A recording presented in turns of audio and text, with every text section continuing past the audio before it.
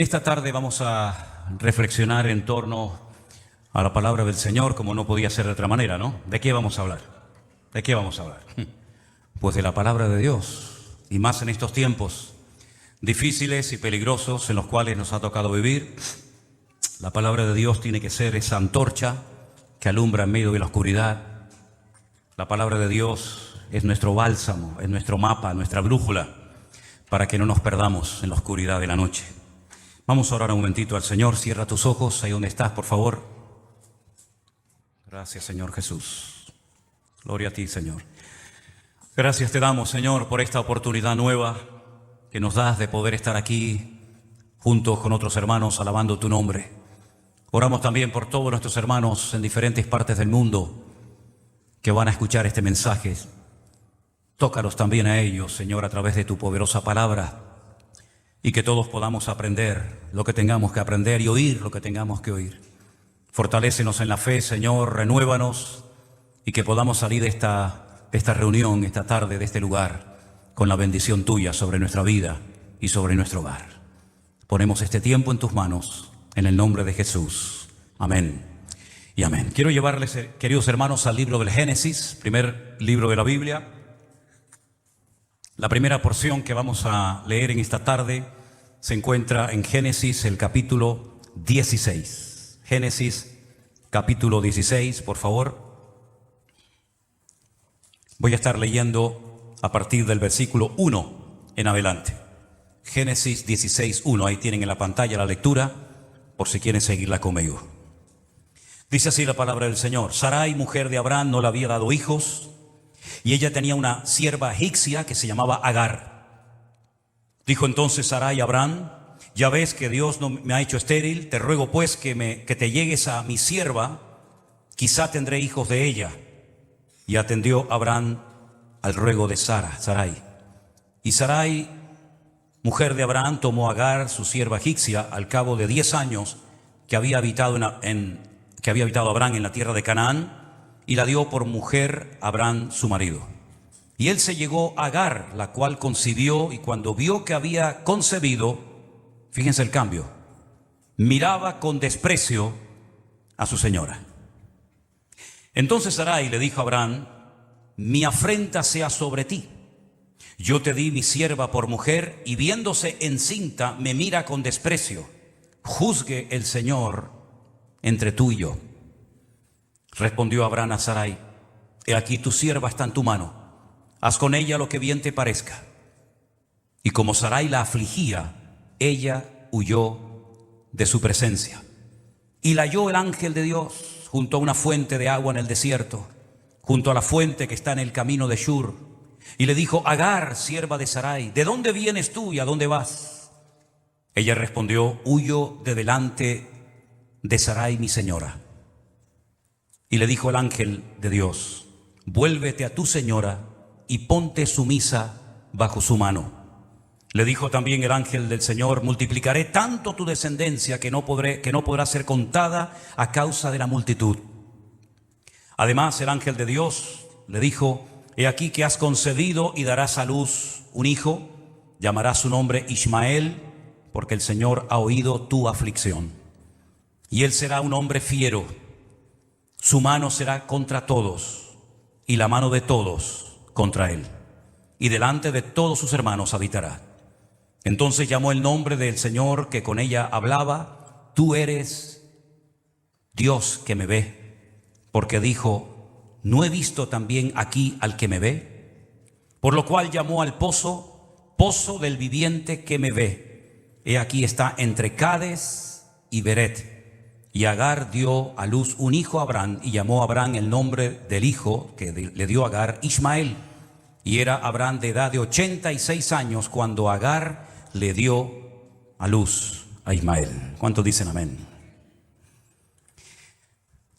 La primera persona, la primera mujer en la historia de la Biblia que vio y habló con un ángel fue Agar, una mujer egipcia, sierva de Sarai, la esposa de Abraham.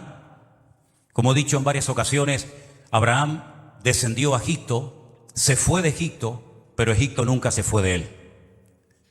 Porque algunos dicen que el faraón, como un regalo especial, le dijo: te doy a Agar como sierva para que sirva a tu esposa por todos los agravios y por todas las cosas desagradables que han ocurrido el tiempo que has estado en Egipto. Sea como sea, hay cosas que no se pueden juntar en la vida. Hay cosas que al principio parecen muy bonitas, incluso pueden resultarnos que son una auténtica bendición, pero con el paso del tiempo, lo que Dios no nos ha dado se puede terminar convirtiendo en un boomerang, en una especie de maldición, de problema, de piedra en el zapato, de tal manera que te impide avanzar y comportarte delante de Dios como Él espera de tu vida. Agar no fue una bendición, todo lo contrario. Agar, su corazón era un corazón de mujer pagana, de egipcia, y cuando ella se da cuenta de que ha podido concebir, después de tantos años esperando un hijo en ese matrimonio, pues dice que miraba con desprecio a su señora, a Sarai. La convivencia era insoportable. Yo no me imagino cómo tenía que ser el ambiente entre Abraham, Agar, su esposa. Bueno, aquello fue terrible. Hasta el punto que Sarai le dice a su marido: oye, toma cartas en el asunto porque este problema me está amargando la vida. Y Abraham, quitándose el problema de encima, le dijo: haz con ella, al fin y al cabo es tu sierva, haz con ella lo que quieras. Y dice que comenzó a afligirla, comenzó a angustiarla, hasta el punto que Agar prefirió huir antes de quedarse un minuto más en aquella casa. La mujer huye al desierto y es allí donde Dios le habla. Fíjense qué interesante, ¿eh? Porque allí en este lugar, que ella le va a poner un nombre que va a ser muy importante en la historia, es donde ella oye la voz de Dios. Es donde un ángel le habla y le da promesas y le dice que va a tener un hijo varón. Ella sabía que estaba embarazada, pero no sabía si de un niño o de una niña. Pero el ángel le revela que va a ser un niño y le dice el nombre que le tiene que poner: Ismael, que dice aquí en nuestras versiones de la Reina Valera que significa porque Dios ha oído tu aflicción. Realmente tanto el nombre Israel, el nombre ¿cómo se dice en español? Isaac, como el nombre Ismael están en futuro. No es el que ríe, sino el que reirá, sería el caso de Isaac. Y no es el que oye a Dios, sino el que oirá a Dios en un futuro lejano. Pero aparte de que le revela que va a ser un varón y que se tiene que llamar Ismael, le da una característica muy interesante acerca de cómo va a ser la personalidad de su hijo. Y la expresión, la palabra que aparece en el texto en hebreo es Pere Adam, que significa salvaje, hombre. Pere es, digamos, el singular de perín, que significa una flor silvestre, una flor del campo. Pero al mismo tiempo es una palabra que se utiliza para describir un carácter salvaje, indómito, una persona violenta, una persona agresiva. Y le está diciendo el ángel a Agar, antes de que el niño nazca, que el niño que va a tener va a ser un salvaje. Y no dice que va a ser un hombre salvaje, sino que pone por delante la característica de su carácter y después pone su sexo. Dice que va a ser un salvaje hombre, se va a comportar no como un hombre, sino como una bestia, como un salvaje. Una persona que dice que vivió en el desierto durante mucho tiempo, y este hombre, Ismael, llegó a ser el padre de las naciones árabes. Las naciones árabes, que muchos ni siquiera saben cuáles son, porque confunden a unos con otros, ¿verdad? Porque hay naciones que tienen en común la religión, el Islam. Hay naciones que usan el idioma del árabe, pero no son árabes, no son de origen árabe, como por ejemplo los iraníes. Los iraníes no son árabes. Lo que pasa es que el Corán se tiene que leer en árabe y la religión que los une con los árabes es el Islam, pero ellos son persas. Ellos no quieren que se les confunda con gente árabe. Los egipcios tampoco son árabes, ¿verdad? Y hay a veces un lío. La gente no sabe quiénes son los árabes, quiénes son, etcétera, ¿no? Pero sea como sea, la Biblia dice que sería una persona salvaje, una persona indómita, una persona del desierto. Y dice algo más, dice que él estaría contra todos y todos estarían contra él. Oye, parece que está profetizando lo que veríamos nosotros en estos tiempos finales, ¿no? En los cuales nos ha tocado vivir. donde las naciones occidentales se empeñan en implantar sistemas democráticos en países donde jamás la democracia va a ser aceptada ni respetada, porque no les entra en la cabeza esos sistemas de valores, de principios, de respetar la mayoría, etcétera, etcétera. No son así. Si tratar con gente árabe como con los parámetros o con los sistemas nuestros no funciona, ni nosotros nos adaptaríamos nunca a ellos, ni ellos jamás se van a adaptar nunca a nosotros. Ellos se quieren beneficiar de los privilegios de nuestra sociedad, de nuestro continente, de nuestros países, pero jamás se van a cambiar de religión, jamás van a dejar de pensar lo que piensan ni actuar como piensan, porque ya desde el vientre de su madre ya Dios los definió, dijo que serían así, así y así, y eso no lo puede cambiar nadie. Ahora bien, la Biblia dice que esta mujer estaba junto a un pozo, y en ese lugar ella utiliza una expresión que la vamos a ver aquí ahora en la pantalla, que es Be'er Lahai Roi. Be'er Lahai Roi significa Be'er, pozo, Lahai es vida o viva, y Roi es el que me observa o el que me ve. Es interesante notar porque ella utiliza un juego de palabras y ella dice Ata el Roi, Él es el Dios que me ve, Él es el Dios que me observa, Él es el Dios que no me quita la mirada de encima, pero utiliza esa experiencia de descubrir por primera vez en su vida que Dios sabe dónde está y cómo está y por qué ha huido y quién es su ama, etcétera, etcétera, para ponerle a ese pozo, que va a ser muy importante en el futuro, el nombre de Be'er Lahai Roi, el pozo del viviente que me ve. Es interesante porque esta mujer siempre fue una mujer problemática. Y cambiar no es fácil. A veces hay gente que se pega toda la vida en la iglesia y hay áreas y facetas de su vida en las cuales no ha cambiado lo más mínimo. Y a veces hay matrimonios donde ella tiene que terminar aceptándolo a él como es y viceversa, porque hay áreas en las que han pasado muchos años, se han mantenido muchas conversaciones, se ha hablado mucho, se ha pedido consejería, se ha orado, se ha leído la Biblia, pero como que no hay forma de que en ese área este hombre, esta mujer, este hijo, esta persona termine cambiando. Y es que el que hace la obra en nosotros y el que cambia a la gente es el Señor, no son los sermones, no son nuestros consejos. ¿Cuántas veces nos escribe la gente y nos dice, por favor, pastor, deme un consejo, hable con mi esposo, hable con mi hijo, hable con mi hija, hable con este, hable con el otro? Y yo la mayoría de las veces le suelo decir a la gente, mire, escúcheme una cosa, si la persona no quiere cambiar, por mucho que el pastor le diga, por mucho que lea la Biblia, por mucho que vaya a la iglesia, si la persona no quiere renunciar a su voluntad y rendírsela al Señor, el cambio no se va a producir. Porque Dios, como hemos dicho en muchas ocasiones, es un caballero y Él cambia a la persona que quiere cambiar, y Él moldea el carácter de la persona que quiere ser moldeada, y Él transforma la vida más dura y la puede convertir en algo que no tiene nada que ver con lo que ha sido hasta ese momento. Pero nuestra voluntad juega un papel fundamental. Dios nos creó con esa capacidad de poder elegir el bien o el mal. Dios nos creó con la capacidad de tomar decisiones. Algunas veces tomamos buenas decisiones y otras veces malas decisiones. Y las consecuencias, tanto a corto como a largo plazo, nos van a pasar factura. Pero vemos que, por ejemplo, Agar vivió en la casa de un tremendo hombre de Dios, el padre de la fe, el amigo de Dios, nada más y nada menos que Abraham. Un hombre obediente, un hombre que cada vez que Dios le pedía algo, automáticamente, sin pensarlo dos veces, sin cuestionar la orden de Dios, obedecía al Señor.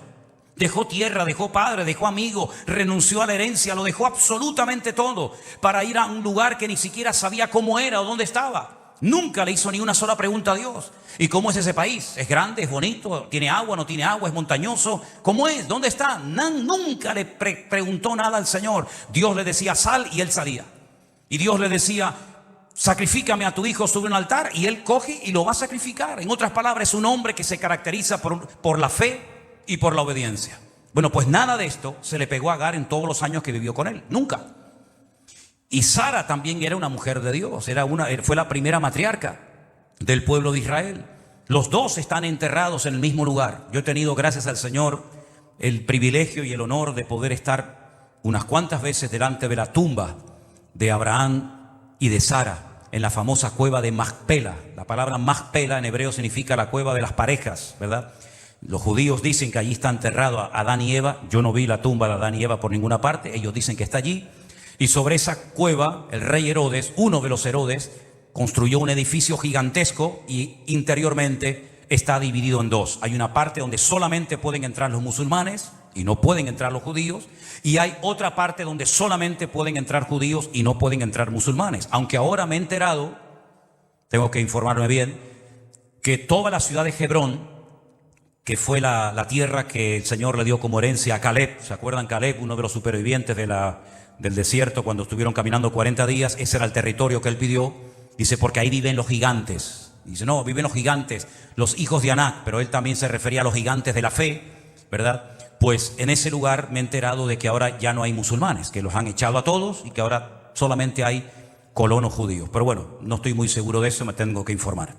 Sea como sea, ella se dio cuenta que el Dios de Abraham también a ella la observaba. No es que Dios solamente observaba, conocía y atendía y vigilaba de la vida de su señora Sara y de su señor Abraham, sino que ahora ella descubre en este pozo que Dios la ve, que Dios la conoce, y que cuando ella dobla su corazón delante de Dios en aflicción, en una búsqueda sincera, por muy dolido, por muy roto que esté su corazón, Dios le habló a Agar y Dios le mandó un ángel y le dio una promesa maravillosa. Le dijo que la descendencia de Ismael sería tan numerosa que no se podría contar. Y así es. Vemos que la promesa se cumplió al pie de la letra. Los árabes son naciones tremendamente ricas, que podrían poner de rodillas al mundo entero si quisieran. Los árabes son multitudes, son millones y millones y millones de personas. Tienen muchos terrenos, muchos países con miles y miles y miles de metros cuadrados. Y vemos que la promesa que Dios le dio a Agar se cumplió literalmente. Pero quédense con este nombre: Beer Lahai Roi, el pozo del viviente que me ve. Ahora bien, pasó el tiempo y ya el niño nació. Y si damos un salto al capítulo 21 del mismo libro del Génesis, nos vamos a encontrar con algo muy interesante. Así como ella menospreciaba a su señora Sara, porque Sara era estéril, era una señora muy anciana, y ella era joven y se había quedado embarazada de Abraham, de su marido, ahora vamos a ver cómo el hijo también se burla de los demás. Génesis capítulo 21, verso 8 dice: creció el niño y fue destetado. Ismael, ¿verdad? Hizo Abraham gran banquete el día que fue destetado Isaac. Se dan cuenta que en este versículo ya Abraham tiene un nombre diferente. Ya no es Abraham, ahora es Abraham.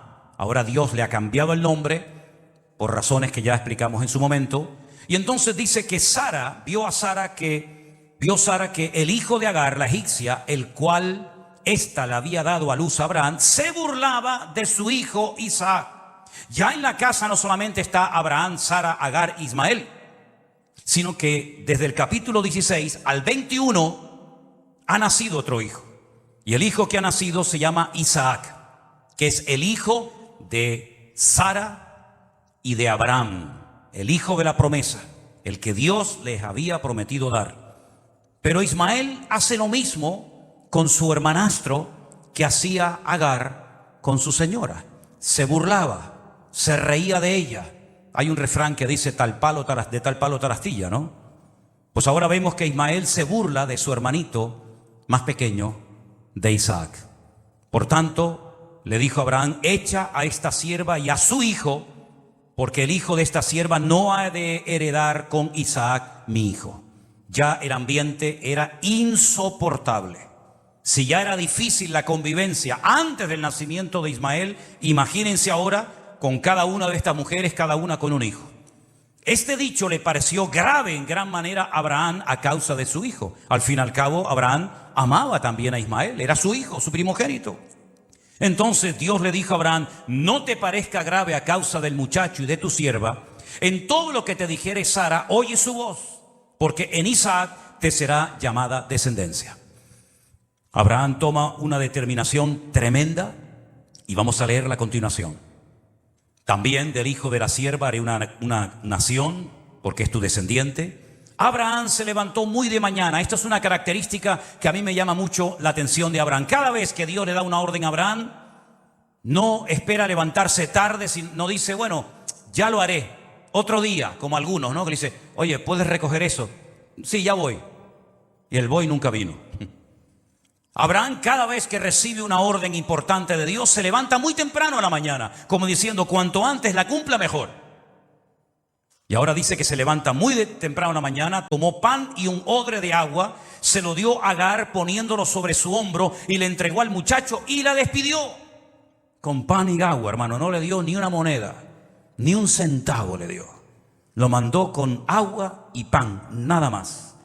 Ella salió y anduvo errante por el desierto de Beer-sheba.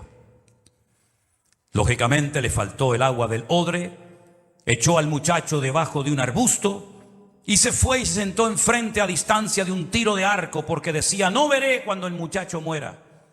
Y cuando ella se sentó enfrente, el muchacho alzó su voz y lloró. Y ahora miren lo que pasa. Y oyó Dios la voz del muchacho. Y otra vez aparece otro ángel. El ángel de Dios llamó a Agar desde el cielo y le dijo, ¿qué tienes, Agar? No temas, porque Dios ha oído la voz del muchacho en donde está. Levántate, alza al muchacho y sosténlo con tu mano, porque yo haré de él una gran nación. Otra vez le vuelve a recordar lo que ya le había dicho, que de la descendencia de Ismael vendría una gran nación. Entonces Dios le abrió los ojos y vio una fuente de agua y fue y llenó el odre de agua y dio a beber al muchacho. Y Dios estaba con el muchacho y creció y habitó en el desierto y fue tirador de arco. Fue un cazador.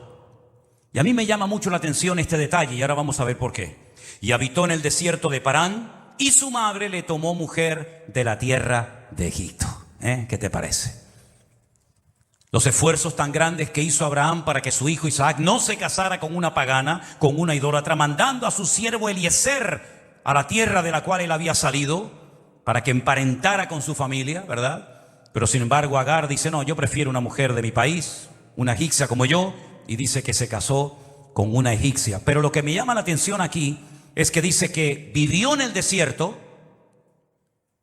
y se convirtió en un tirador de arco. Y hay una profecía, que ahora la vamos a leer en el libro de Jeremías, donde dice que en los últimos tiempos llegaría el momento en el que Dios enviaría al pueblo de Israel pescadores para que los pescaran, y si no le hacían caso a los pescadores, enviaría cazadores, como era Ismael, un cazador, un tirador de arco. Jesús dijo que todos sus hijos deberían convertirse en pescadores de hombres, ¿se acuerdan? El Señor se lo dijo a sus discípulos y nos lo recuerda hoy a nosotros. Nosotros tenemos que ser pescadores de almas. Y yo conocí hace muchos años a ministerios que se dedicaban a almacenar comida, ropa, dinero y a motivar a los judíos que vivían en aquel tiempo en Alemania, en Italia, en Luxemburgo, en Bélgica, es decir, en todos los países europeos. Los motivaban y les ayudaban económicamente, e incluso conocí un ministerio hace muchos años que habían recibido una palabra de parte del Señor de que algún día saldrían millones de judíos de Rusia, cosa que era impensable en aquellos días. Nadie salía de Rusia. Era un país herméticamente cerrado. Y de la parte de Alemania comunista, pues igual. Pero ellos estaban preparándose, y conocimos en Italia un ministerio que tenían camas y cocinas y lavadoras, porque querían recibir a los hermanos, a los judíos que vendrían de Rusia, y después ayudarlos económicamente con ropa, con dinero, para que pudieran irse a Israel a vivir. Y eso te hablo hace más de 40 años. Lo que te estoy contando. Y algunos decían, esta gente está loca, los judíos nunca van a salir de Rusia. Sin embargo, claro que salieron de Rusia, salieron millones, hasta el punto que llegó un momento en el que en Israel se hablaba más ruso que hebreo, porque vinieron millones de rusos de la Unión Soviética huyendo y se fueron a Israel a vivir. Y hay millones, hay días que cuando uno va por la calle lo único que oye es hablar en ruso, de la cantidad de gente que vino de ese país. Y Dios envió pescadores, Dios envió ministerios, Dios envió predicadores. Y a lo largo de la historia hubieron muchos pastores que cuando Israel ni siquiera se podía imaginar en sus mejores sueños que algún día tendrían un estado, un país, hubieron muchos pastores que predicaron durante toda su vida, todo su ministerio, animando y motivando y haciéndoles creer a los judíos que algún día volverían a la tierra que le había dado el Señor a su siervo Abraham. Los judíos habían perdido la esperanza de que algún día tendrían un país, hasta el punto que muchos millonarios judíos pensaron en comprar enormes extensiones de terreno en África y hacer el Estado de Israel en el continente africano, porque veían imposible que pudieran volver a su tierra y que Jerusalén fuera la capital eterna del Estado de Israel. Y hay un museo en Israel muy bonito, que nosotros lo hemos visitado en varias ocasiones, se llama Los Amigos de Israel. Los Amigos de Israel, donde aparece la biografía y la historia de muchos pastores que creyeron que Israel algún día se volvería a levantar como país y que estarían ahí. Y esos son los pescadores de los cuales habla la Biblia. Pero en Jeremías capítulo 16, verso 16, miren qué palabras tan interesantes. He aquí que yo envío muchos pescadores, dice el Señor. Muchos hermanos, muchos creyentes, muchos ministerios, y los pescarán. Y después enviaré muchos cazadores y los cazarán por todo monte y por todo collado y por las cavernas de los peñascos. Y es lo que está pasando. Es lo que está pasando.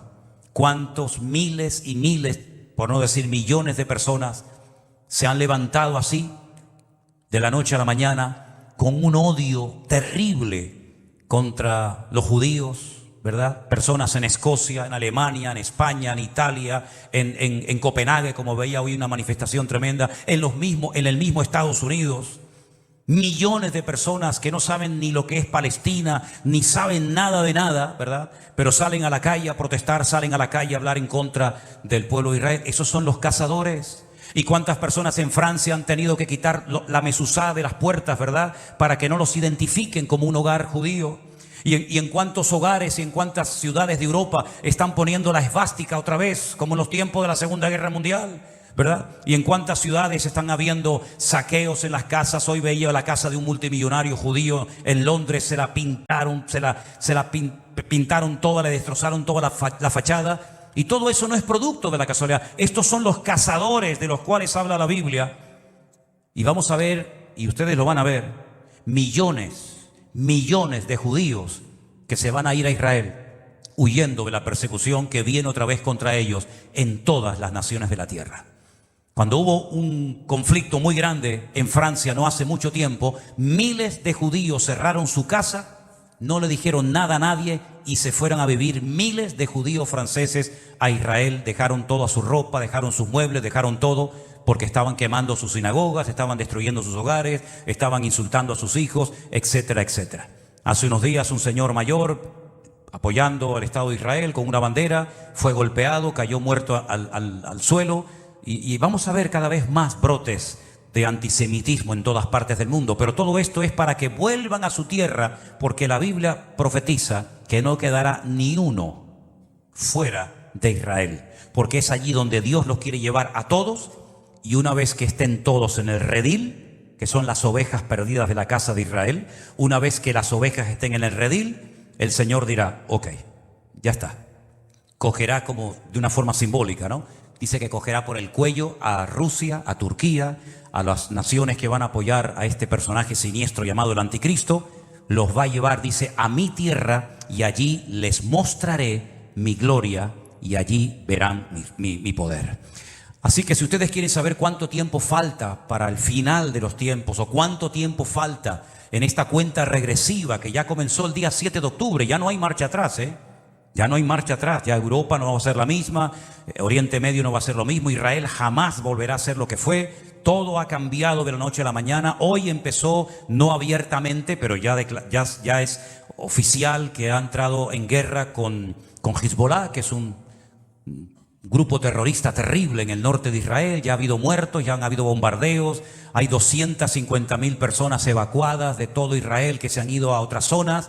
Pero fíjense lo curioso, que los han mandado a la otra punta del país, a Eilat, allí en la puntita, cerca del Mar Rojo, y entonces los hutíes, que son los que están apoyando a los iraníes con material tremendo, pues ya han comenzado a bombardear, ¿verdad?, a todos los que huyeron de los kibutzim, para salvar la vida, y en este momento hay 5 frentes abiertos dentro y fuera de Israel peleando en diferentes zonas. Los pescadores ya hicieron su trabajo, ahora les toca el tiempo a los cazadores y millones de judíos. Y ahora entiendo por qué durante años yo viajaba a Israel y a veces íbamos por la carretera y veíamos ciudades enteras con colegios, con parques, con plazas, con edificios, con las avenidas, y no había ni un solo habitante.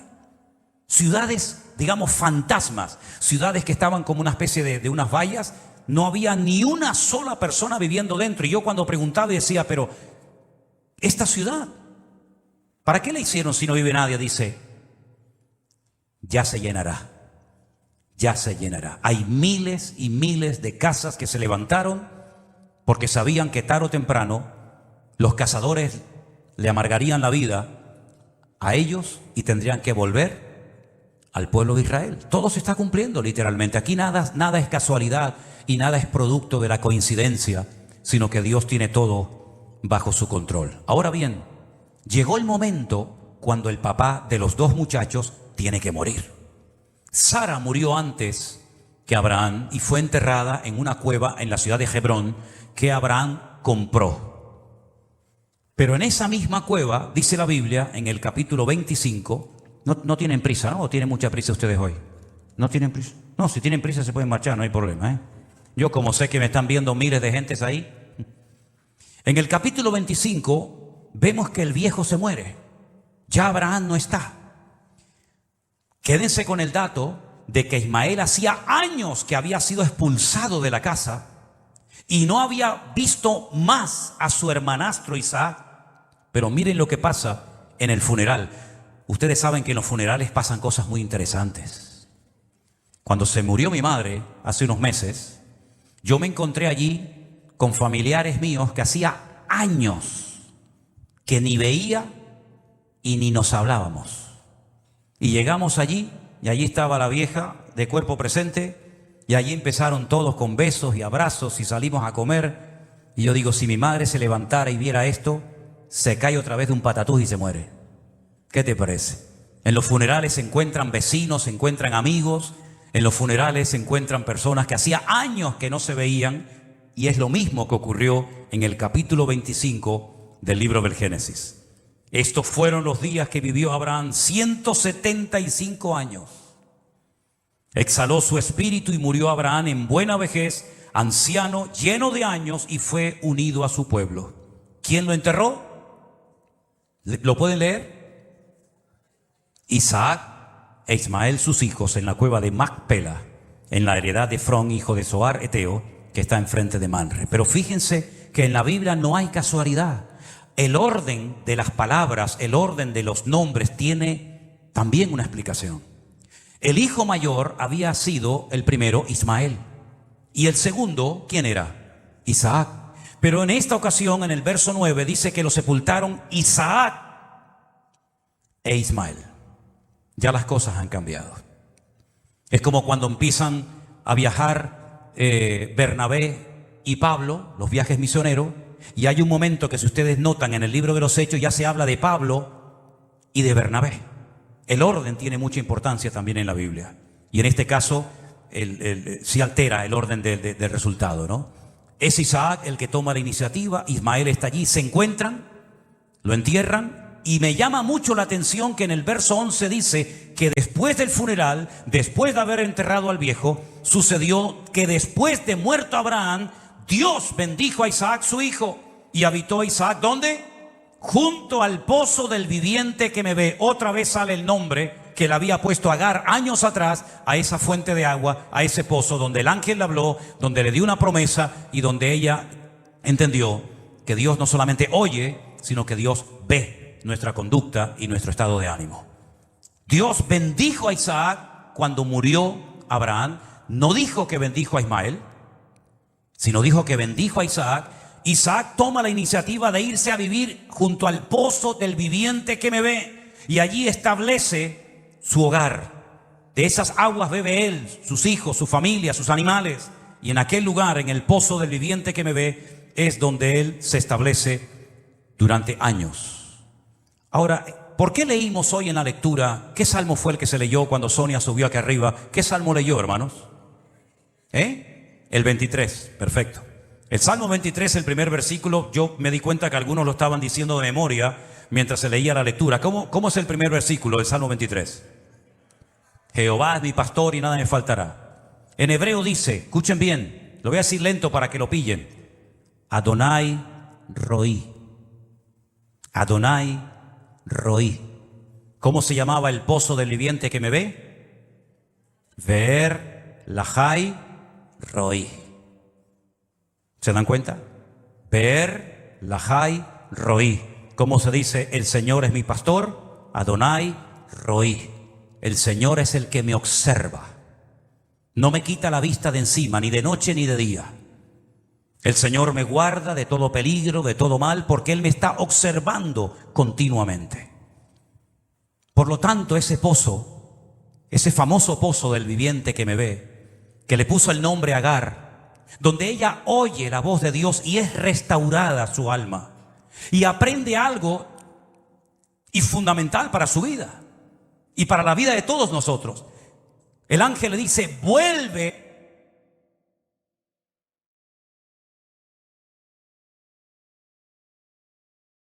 ¿Dónde aprendió?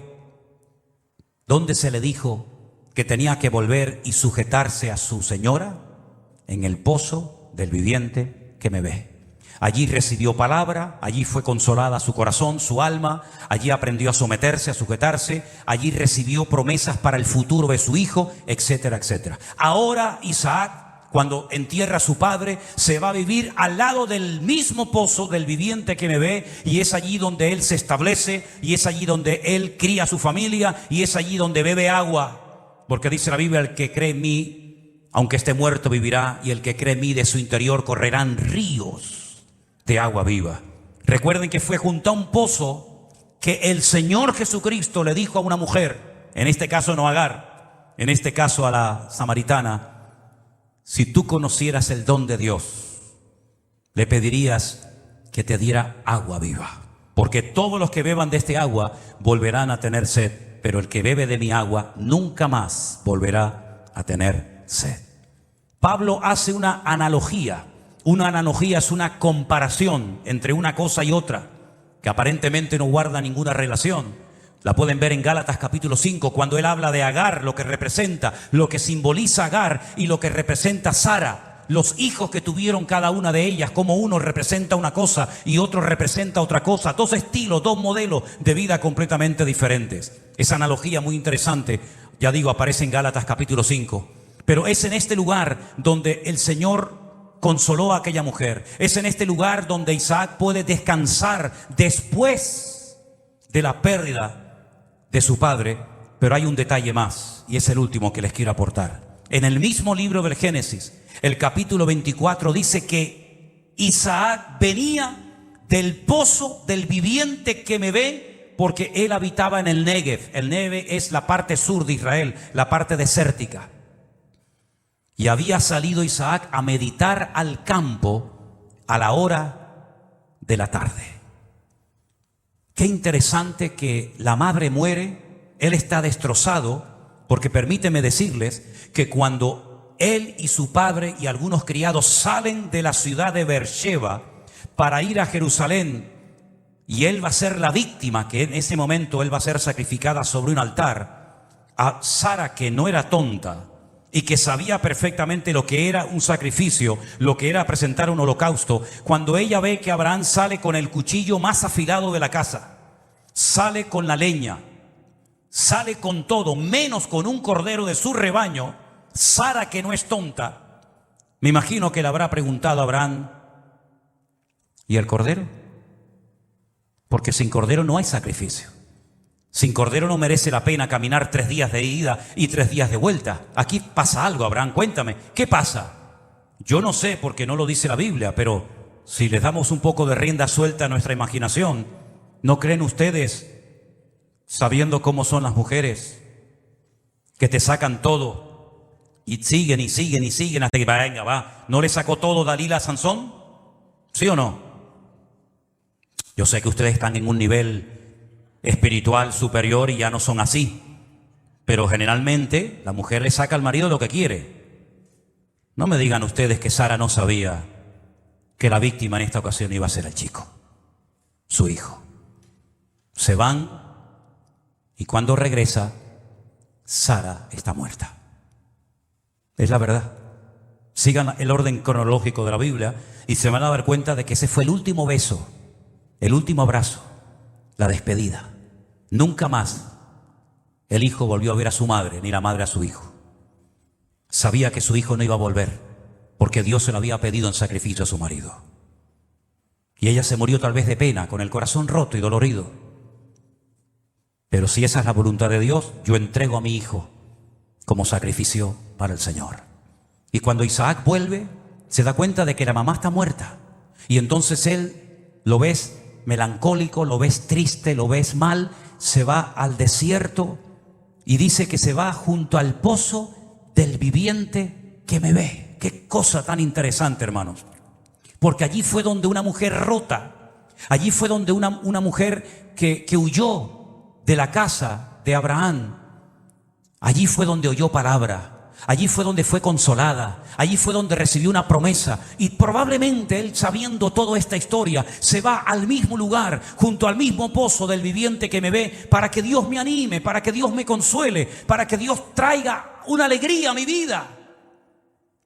Y ya creo que se la trajo, porque dice la Biblia que mientras meditaba junto al pozo del viviente que me ve, Beer Lahai Roí, dice que al alzar la mirada, dice que vio una caravana de camellos que venían hacia él, y de repente se da cuenta de que viene en uno de esos camellos montado el criado, el hombre de confianza de su padre Abraham, Eliezer, y le dice: vengo a presentarte a tu esposa.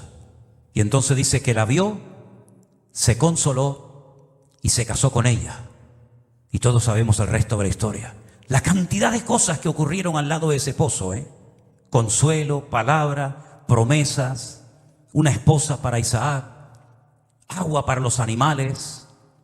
¿Cuántas cosas pueden ocurrir si nos ponemos en el lugar indicado, bajo la cobertura indicada de parte del Señor? Dios es nuestro roí, Dios es el que nos ve, es nuestro pastor. Y si tu corazón como madre, como padre, como esposa o como lo que seas, está roto, está dolorido, el Señor hoy te puede renovar las fuerzas. Porque ya no tenemos que ir a las aguas de un pozo, sino Él dice: venid a mí, los trabajados y cargados, que yo os haré descansar. Porque Él es nuestro pozo de agua viva. Cuando tenemos sed, Él es el agua. Cuando tenemos falta de gozo, de alegría, Él es nuestro gozo, Él es nuestra paz, Él es nuestra victoria, Él es nuestro pastor, Él es todo para cada uno de nosotros. Pero hay que ir allí, hay que acercarse a Él. Como se acercaban los enfermos cuando venían de lejanas tierras, porque sabían que Él los sanaba, Él los libertaba y Él les transformaba la vida. Y si tú hoy has venido a este lugar, o estás ahí en tu casa escuchando este mensaje, quiero decirles a todos ustedes que tenemos al Señor Jesucristo a nuestro lado. Y Él tiene tantas bendiciones para cada uno de nosotros. Sara perdió una criada. Agar, por poco, destroza su vida, convirtiéndose en una prófuga, huyendo toda la vida, hasta que descubrió que no hay que huir. Lo que hay es que someterse y sujetarse, porque allí es donde hay la bendición de Dios. Y nosotros nos sujetamos voluntariamente y nos ponemos bajo la cobertura de nuestro Dios, porque Él es el único que puede traer consuelo a nuestra alma. Amén, hermanos. Estamos viviendo tiempos difíciles. No sé hasta cuándo nos va a permitir el Señor ver. Estas mismas palabras las dije hace unos días en Italia cuando estuve allí predicando en la iglesia del pastor Antonio. No sé hasta dónde el Señor nos va a permitir ver. No sé si vamos a poder ver otras profecías que sabemos que se tienen que cumplir con nuestros propios ojos. No lo sé. Solamente le pido al Señor que en este momento de nuestras vidas no nos falle la fe y seamos fieles al Señor. Porque una cosa es cuando uno tal vez es joven, ¿no? Cuando uno tal vez tiene fuerza física, ¿verdad? Pero la palabra de Dios nos enseña que aunque la vida nos va desgastando y vamos envejeciendo, el Señor nunca desampara a sus justos. Amén, hermanos. Y Él renueva la fuerza de los que están cansados. Y hemos cantado hoy: diga al débil, fuerte soy. Acércate al pozo, acércate a Cristo, que Él tiene aguas para saciar la sed de tu alma y de tu corazón. Amén, hermanos. Cierra tus ojos, por favor, en esta tarde. Aleluya. Gracias, oh Dios. Bendito sea nuestro buen Dios. A Él le damos hoy toda la gloria